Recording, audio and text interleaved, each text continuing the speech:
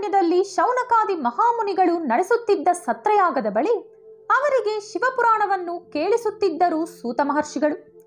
ಪುರಾಣವನ್ನು ಕೇಳಿಸಿಕೊಳ್ಳುತ್ತಿದ್ದ ಶೌನಕಾದಿ ಮಹಾಮುನಿಗಳಿಗೆ ಒಂದು ಸಂದೇಹ ಬಂತು.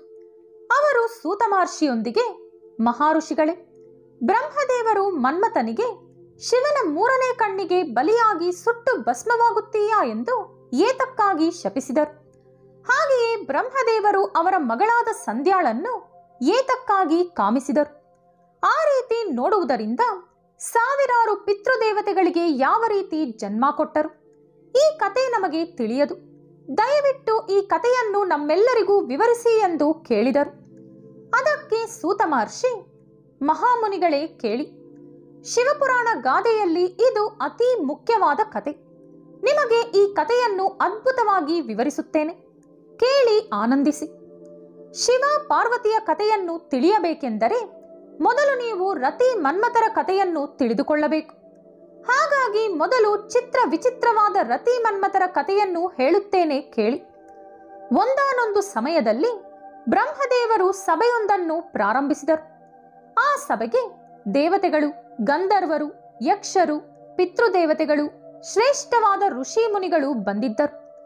ಮರೀಚಿ, ಆತ್ರಿ, ಪುಲಹ, ಪುಲಸ್ತ್ಯ, ಅಂಗೀರಸ, ಕ್ರತು, ವಸಿಷ್ಠ, ನಾರದ, ದಕ್ಷ, ಭೃಗು ಮುಂತಾದ ಮಹಾನುಭಾವರೆಲ್ಲ ಬ್ರಹ್ಮದೇವರಿಂದ ಯಾವ ರೀತಿ ಜನ್ಮ ಪಡೆದರೆಂದು ಬ್ರಹ್ಮದೇವರು ಅಲ್ಲಿರುವ ಎಲ್ಲರಿಗೂ ವಿವರಿಸಿದರು. ಆ ಸಮಯದಲ್ಲಿಯೇ ಬ್ರಹ್ಮದೇವರ ಹೃದಯದಿಂದ ಅತಿಲೋಕ ಸುಂದರಿಯಂತಹ ಕನ್ಯೆಯೊಬ್ಬಳು ಜನಿಸಿದಳು. ಆಕೆಯ ಹೆಸರು ಸಂಧ್ಯಾ. ಆಕೆ ಬೆಳಗಿನ ಜಾವವೆಲ್ಲ ಮಂಕಾಗಿತ್ತು. ಸಂಜೆಯಾಗುತ್ತಿದ್ದಂತೆ ಸರಿಸಾಟಿ ಇಲ್ಲದಂತಹ ಸೌಂದರ್ಯದಿಂದ ಬೆಳಗುತ್ತಾಳೆ. ಆಕೆಯನ್ನೇ ಸಂಧ್ಯಾಕಾಲವೆಂದು ಕರೆಯುತ್ತಾರೆ.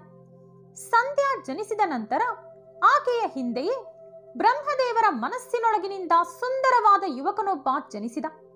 ಅವನ ಸೌಂದರ್ಯ ಯಾರೊಂದಿಗೂ ಹೋಲಿಸುವಂತಿರಲಿಲ್ಲ.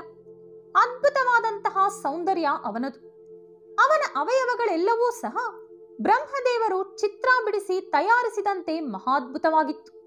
ಅವನ ದೇಹದಿಂದ ಶ್ರೀಗಂಧದ ಸುವಾಸನೆ ಪರಿಮಳಿಸುತ್ತಿತ್ತು. ಅವನ ಹತ್ತಿರ ಕಬ್ಬಿನಿಂದ ತಯಾರಿಸಿದಂತಹ ಬಿಲ್ಲು, ಹೂವುಗಳಿಂದ ತಯಾರಿಸಿದಂತಹ 5 ಬಾಣಗಳಿತ್ತು. ಆ ಯುವಕ ಜನಿಸಿದ ಕೂಡಲೇ ಆ ಸಭೆಯೊಳಗೆ ಆಸೀನರಾಗಿದ್ದವರೆಲ್ಲ ಒಂದು ವಿಚಿತ್ರವಾದ ಅನುಭವಕ್ಕೆ ಗುರಿಯಾದರು. ಅವರ ಮನಸ್ಸುಗಳೆಲ್ಲ ಸ್ತ್ರೀಯನ್ನು ಬಯಸುತ್ತಿತ್ತು. ಸಾಕ್ಷಾತ್ ಬ್ರಹ್ಮದೇವರ ಮನಸ್ಸೂ ಸಹ ಚಂಚಲವಾಯಿತು. ಆದರೆ ಎಲ್ಲರಿಗಿಂತಲೂ ಮೊದಲೇ ಬ್ರಹ್ಮದೇವರು ಅವರ ಮನಸ್ಸನ್ನು ನಿಗ್ರಹಗೊಳಿಸಿದರು. ಆ ಸುಂದರವಾದ ಸುವಾಸನೆಯುಳ್ಳ ಯುವಕ ಮಾತ್ರ ಇದ್ಯಾವುದರ ಬಗ್ಗೆಯೂ ಯೋಚಿಸಲಿಲ್ಲ. ಅವನು ಬ್ರಹ್ಮದೇವರ ಮುಂದೆ ನಿಂತು ಅವರಿಗೆ 2 ಕೈ ಜೋಡಿಸಿ ನಮಸ್ಕರಿಸಿ, ಬ್ರಹ್ಮದೇವ, ನಾನು ಯಾವ ರೀತಿಯಾದ ಕೆಲಸಗಳನ್ನು ಮಾಡಬೇಕು? ನನಗೆ ಸರಿಹೊಂದುವಂತಹ ಕೆಲಸವನ್ನು ಒಪ್ಪಿಸಿ. ಹಾಗೆಯೇ ನನಗೊಂದು ಹೆಸರನ್ನು ಸಹ ಸೂಚಿಸಿ ಎಂದು ಬೇಡಿದ. ಆಗ ಬ್ರಹ್ಮದೇವರು, ಕುಮಾರ, ನೀನು ನಿನ್ನ ಹೂವಿನ ಬಾಣಗಳಿಂದ ಎಂತಹವನನ್ನಾದರೂ ಕಾಮಕ್ಕೆ ತುತ್ತಾಗಿಸಬಹುದು. ಈ ಸಮಸ್ತ ಪ್ರಪಂಚದಲ್ಲಿರುವ ಯಾವ ಜೀವಿಯೂ ಸಹ ನಿನ್ನ ಬಾಣ ತಾಕಿದರೆ ತಪ್ಪಿಸಿಕೊಳ್ಳುವುದು ಅಸಾಧ್ಯ. ಕಣ್ಣಿಗೆ ಕಾಣಿಸದ ರೂಪದಲ್ಲಿ ಜೀವಿಯೊಳಗೆ ಪ್ರವೇಶಿಸಿ ಅವರಲ್ಲಿ ನೀನು ಶೃಂಗಾರ ಭಾವನೆಯನ್ನು ಮೂಡಿಸಬಲ್ಲೆ. ಇನ್ನು ನಿನಗೆ ಹೆಸರು ಮಾತ್ರ ನನ್ನ ಮಾನಸ ಪುತ್ರರು ಮರೀಚಾದಿ ಮುನಿಗಳು ಸೂಚಿಸುತ್ತಾರೆ ಎಂದರು ಬ್ರಹ್ಮ. ಅದರ ನಂತರ ಮರೀಚಾದಿ ಮುನಿಗಳು, ಸೋದರ, ನೀನು ಜನಿಸಿದ ಕೂಡಲೇ ನಮ್ಮ ಮನಸ್ಸನ್ನು ಚಂಚಲಗೊಳಿಸಿರುವೆ. ಹಾಗಾಗಿ ನಿನಗೆ ಮನ್ಮಥ ಎಂಬ ಹೆಸರು ಸರಿ ಹೋಗುತ್ತದೆ. ಕಾಮವನ್ನು ಸೃಷ್ಟಿಸುವವನಾದ್ದರಿಂದ ಕಾಮದೇವ ಎಂದು, ಮದವನ್ನು ಹೆಚ್ಚಿಸುವವನಾದ್ದರಿಂದ ಮದನ ಎಂದು, ಎಷ್ಟೋ ದರ್ಪದಿಂದ ಜನಿಸಿದವನಾದ್ದರಿಂದ ದರ್ಪಕನೆಂದು, ನಿನ್ನ ದರ್ಪ ಜಗತ್ತೆಲ್ಲವೂ ಪ್ರದರ್ಶಿಸುವುದರಿಂದ ನಿನ್ನನ್ನು ಕಂದರ್ಪನೆಂದು ಇನ್ನು ಮುಂದೆ ಲೋಕದಲ್ಲಿ ಕರೆಯುತ್ತಾರೆ. ದಕ್ಷ ಪ್ರಜಾಪತಿ ನಿನಗೆ ಸರಿತೂಗುವಂತಹ ಹೆಂಡತಿಯನ್ನು ಅನುಗ್ರಹಿಸುತ್ತಾರೆಂದು ಹೇಳಿದರು. ಅದರ ನಂತರ ದಕ್ಷ ಪ್ರಜಾಪತಿ ಅವರ ಶರೀರದ ಮೇಲಿರುವಂತಹ ಬೆವರಿನ ಹನಿಗಳಿಂದ ಒಬ್ಬ ಕನ್ಯೆಯನ್ನು ಸೃಷ್ಟಿಸಿದರು. ಆಕೆಯ ಹೆಸರು ರತಿದೇವಿ. ಆಕೆಯ ಸೌಂದರ್ಯ 3 ಲೋಕಗಳನ್ನು ಬೆಳಗಿಸುವಂತಿತ್ತು.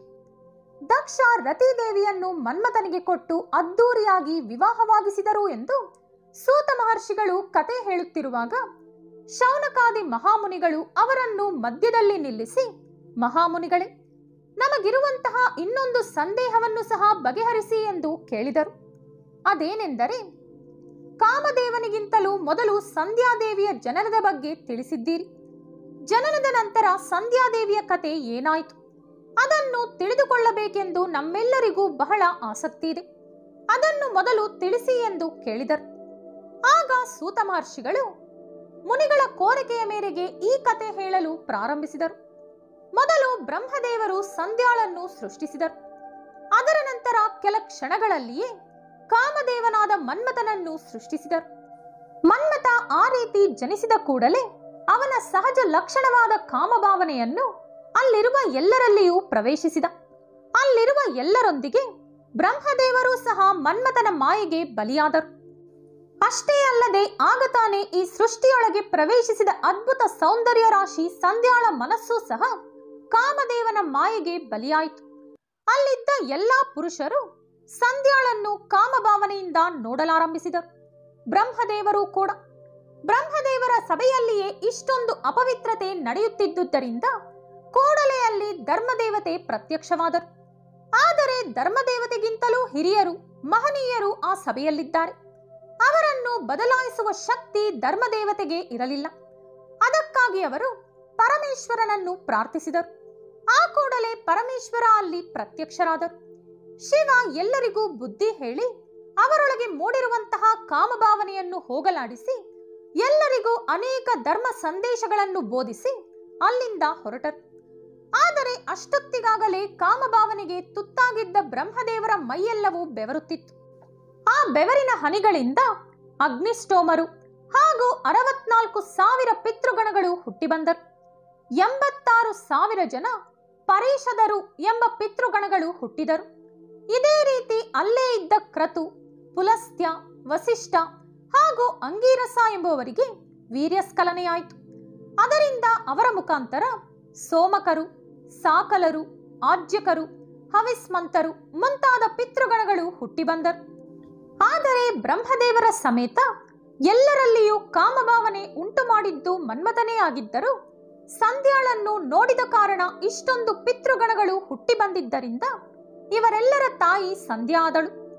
ಈ ಕಥೆಯೆಲ್ಲವೂ ಮುಗಿದ ಮೇಲೆ ಅವರನ್ನವರು ನೋಡಿಕೊಂಡ ಬ್ರಹ್ಮದೇವರಿಗೆ ಜಿಗುಪ್ಸೆ ಉಂಟಾಯಿತು.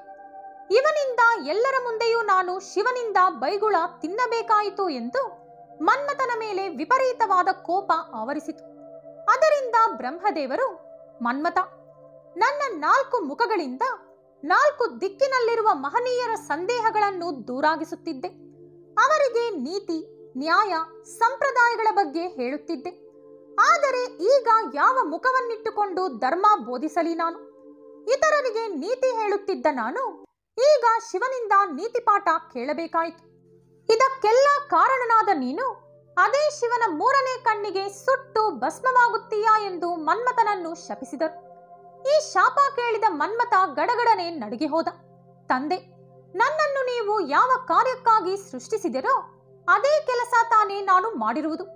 ಇದರಲ್ಲಿ ನನ್ನ ತಪ್ಪೇನಿದೆ ಎಂದು ಕಣ್ಣೀರಾಕಿದ. ಅದರಿಂದ ಬ್ರಹ್ಮದೇವರು ಶಾಂತಿಸಿ, ಹೌದು, ನಿಜ, ನಾನು ಒಪ್ಪಿಸಿದ ಕೆಲಸವನ್ನೇ ನೀನು ಮಾಡಿರುವುದು. ಆದರೆ ನೀನು ಕಾಮಭಾವನೆ ಉಂಟು ಮಾಡುವ ಮುಂಚೆ ಸಂಬಂಧಗಳ ಬಗ್ಗೆ ಗಮನ ಇಟ್ಟುಕೊಳ್ಳಬೇಕು. ತಂದೆ ಮಗಳು, ಅಣ್ಣ ತಂಗಿ, ಅಕ್ಕ ತಮ್ಮ ಮುಂತಾದ ಸಂಬಂಧಗಳನ್ನು ಮನಸ್ಸಿನಲ್ಲಿಟ್ಟುಕೊಳ್ಳಬೇಕು. ಸಂಧ್ಯಾ ನನ್ನ ಮಗಳು. ಆದರೆ ನೀನು ಮಾಡಿದ ತಪ್ಪಿನಿಂದ ಅವಳನ್ನು ನಾನು ಮೋಹಿಸಬೇಕಾಯಿತು. ಈ ಸಭೆಯಲ್ಲಿದ್ದ ನನ್ನ ಮಾನಸ ಪುತ್ರರು ಸಂಧ್ಯಾಳಿಗೆ ಸಹೋದರರು. ಆದರೆ ಅವರ ಮನಸ್ಸನ್ನೂ ಸಹ ನೀನು ಹಾಳು ಮಾಡಿದೆ. ನಾನು ಸೃಷ್ಟಿಕರ್ತನೇ ಆಗಿದ್ದರೂ ಅವರವರಿಗೆ ಅವರದ್ದೇ ಶಕ್ತಿ ಇರುತ್ತದೆ. ವರುಣನಿಗೆ ನೀರಿನ ಶಕ್ತಿ, ಅಗ್ನಿಗೆ ಬೆಂಕಿಯ ಶಕ್ತಿ, ವಾಯುವಿಗೆ ಗಾಳಿಯನ್ನು ನಿಯಂತ್ರಿಸುವ ಶಕ್ತಿ ಇರುತ್ತದೆ. ಅದೇ ರೀತಿ ನಿನಗೆ ಕಾಮವನ್ನು ಉಂಟು ಮಾಡುವ ಶಕ್ತಿ ಇರುತ್ತದೆ. ಆದ್ದರಿಂದ ನೀನು ಸೃಷ್ಟಿಸುವಂತಹ ಕಾಮ ಸಂಬಂಧಗಳನ್ನು ಹಾಳು ಮಾಡುವಂತೆ ಇರಬಾರದು. ತಾಯಿ, ತಂಗಿ, ಅಕ್ಕ, ಅತ್ತಿಗೆ, ಮಗಳು, ಅಜ್ಜಿ, ಅತ್ತೆ ಮುಂತಾದವರನ್ನು ಕಾಮಭಾವನೆಯಿಂದ ನೋಡಬಾರದು. ಆ ರೀತಿ ನೋಡಿದವರು ನೀಚ ಲೋಕಗಳಿಗೆ ಹೋಗುತ್ತಾರೆ. ಮನ್ಮಥ, ಆದರೆ ನನ್ನ ಶಾಪ ಮಾತ್ರ ಹಿಂಪಡೆಯುವುದಿಲ್ಲ. ನೀನು ಶಿವನ 3ನೇ ಕಣ್ಣಿಗೆ ಬಲಿಯಾಗಲೇಬೇಕು. ಆದರೆ ನಿನ್ನ ಬೇಡಿಕೆ ಸರಿಯಾಗಿತ್ತು. ಹಾಗಾಗಿ ನಿನಗೊಂದು ವರ ಕೊಡುತ್ತೇನೆ. ಯಾವ ಶಿವನಿಂದ ನೀನು ಸುಟ್ಟು ಭಸ್ಮವಾಗುತ್ತೀಯೋ ಅದೇ ಶಿವನಿಂದ ಮತ್ತೆ ನೀನು ಬದುಕಿ ಬರುತ್ತೀಯಾ ಎಂದು ಹೇಳಿದರು ಬ್ರಹ್ಮದೇವರು. ಇನ್ನು ಬ್ರಹ್ಮದೇವರಲ್ಲಿ ಕಾಮ ಉಂಟು ಮಾಡಿದ ಸಂಧ್ಯಾದೇವಿ ಏನಾದಳೆಂದು ಶಿವಪುರಾಣ ಭಾಗ 14ರಲ್ಲಿ ನೋಡೋಣ. ಈ ವಿಡಿಯೋ ನಿಮಗಿಷ್ಟವಾದಲ್ಲಿ ಲೈಕ್ ಹಾಗೂ ಶೇರ್ ಮಾಡಿ. ಇಂತಹ ಹೆಚ್ಚಿನ ಪೌರಾಣಿಕ ವಿಡಿಯೋಗಳಿಗಾಗಿ ತಪ್ಪದೇ ನಮ್ಮ ಚಾನೆಲ್ ಅನ್ನು ಸಬ್ಸ್ಕ್ರೈಬ್ ಮಾಡಿಕೊಳ್ಳಿ. ಮತ್ತೊಂದು ಕುತೂಹಲಕಾರಿ ಮಾಹಿತಿಯೊಂದಿಗೆ ಪುನಃ ಭೇಟಿಯಾಗೋಣ. ಧನ್ಯವಾದಗಳು.